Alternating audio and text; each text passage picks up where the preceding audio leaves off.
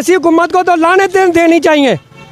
रोज़े की हालत में ख़वातीन माओ बहनों का जम्मे गफ़ीर है। यहाँ पे बूढ़े बुजुर्ग जवान वो सिर्फ आटा लेने के लिए आए हैं, ना कि यहाँ पे सोना ख़रीदने के लिए आए हैं। कि हमें जो बाहर से ज़राए से पता चला है कि 1000 की ख़रीदारी पर आप आटा दे रहे हैं। जी नाज़रीन, जबकि यहाँ पे तकरीबन लोगों को ये इन्फॉर्म किया गया है कि 1000 की ख़रीदारी पर आटा मिलेगा। क्यों जी, ऐसे ही है? बिल्कुल ऐसे ही, ऐसे ही है। तो सारे लोग यहाँ पे यही कह रहे हैं कि हमें परचेजिंग के ऊपर जो है आटा दिया जा रहा है, यहाँ तक कि घी भी अगर लेना तो ऐसा है।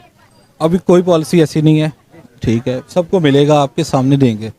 आपने देखना है ना, ये तो आप थोड़ी देर और ड्यूटी दो, यहाँ खड़े हो गए, आप खुद देखो अपने हाथ से कि ये आटा खाली देते कि 1500 का सामान दे के आटा देंगे। नहीं सर, मेरे ख्याल में इनकी है कोई कंडीशन है, ये 500 या 1000 रुपये पे कोई ना कोई चीज़ आप दूसरी अदर आपकी वो नहीं है। अगर मैं